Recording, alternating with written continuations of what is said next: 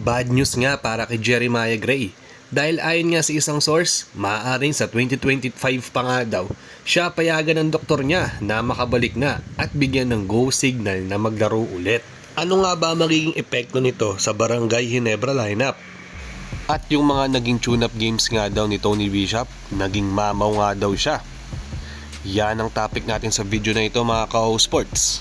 At maaaring makuwang bonus nga ni Tony Bishop kapag nag-champion nga raw ang Barangay Ginebra ay nakaredy na nga daw dito kay Alan Francis Chua.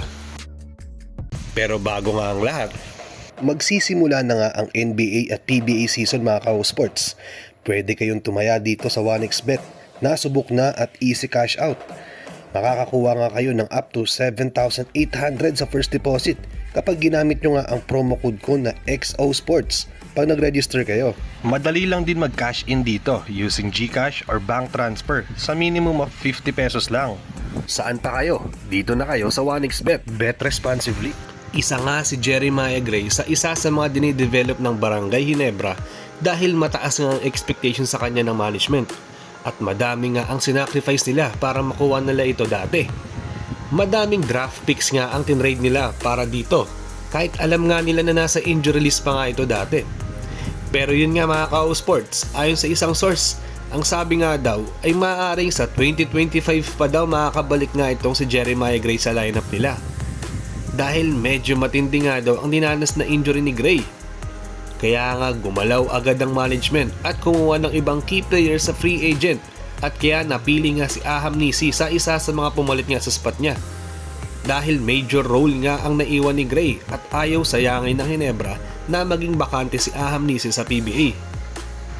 Alam nyo naman mga ka-sports na sa Bicwa din makakuha ng championship ang Ginebra dahil ang target nga nila ngayon ay yung makapag-Grand Slam nga itong si Coach Tim. Dahil sa tatlong pinuntahan nga ni Coach Tim, dati na Alaska, Magnolia, napag-Grand Slam niya lahat yan. So, Barangay Ginebra na lang ang hindi niya napapag-Grand Slam sa ngayon. Ayaw din nilang masira nga yung streak ng Team Cone. Kaya lahat ginagawa nga ni Chua para kung ano yung kakailanganin ni Team Cone para lang makapag-Grand Slam siya. Ganon din kasi kataas ang respeto ng mga tao dito kay Coach Tim. Dahil bukod nga sa winningest coach nga siya sa PBA, madami din siyang na-develop na players na magagaling na ngayon sa liga. Sana nga lang mga ka-sports maging successful at maayos nga ang kalagayan ni Jeremiah. Dahil bata pa lang siya. Baka kasi masira ng tuluyan ang karir niya. 2 sunod na taon na major injury nga kasi ang nangyari sa kanya. At malaki din kasi ang future niya kung sakasakaling dito sa Ginebra. Kaya ang pangit naman na kung masira nga talaga ng tuluyan at sa isang iglap yung karir niya dahil sa injury.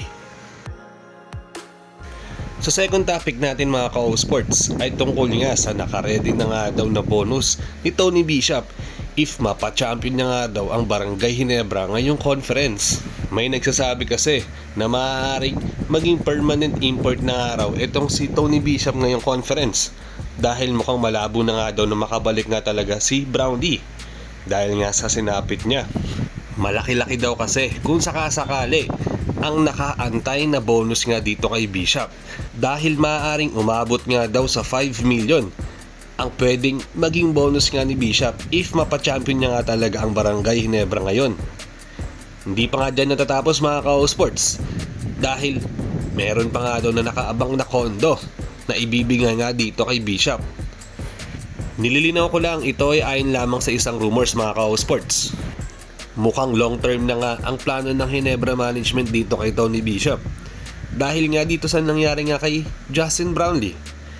Kung sakasakali, tiba-tiba nga talaga itong si Bishop sa makukuha niya dito sa Ginebra. Pero syempre, kailangan niya nga itong paghirapan muna. Matindi rin kasi ang makakalaban niyang mga kupunan ngayon at mga imports na makakatapat niya ngayong conference.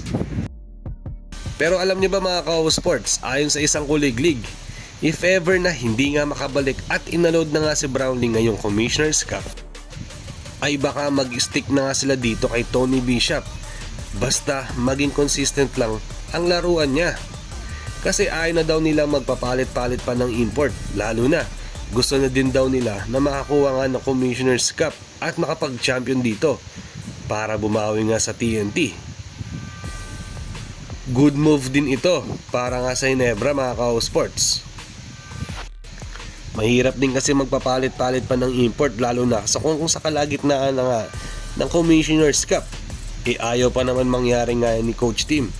At hanggat maaari kapag may kinuha nga silang import, ayon nga dito kay Team Cone, ay gusto nila pag natapos nga ang conference ay tuloy-tuloy na at siya na nga magiging import nila para at least makuha nga nila ang chemistry.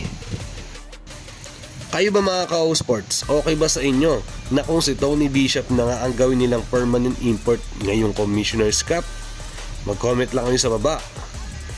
Hanggang dito na lang muna tayo at salamat sa panonood. Mag-ingat kayo palagi. Bye-bye!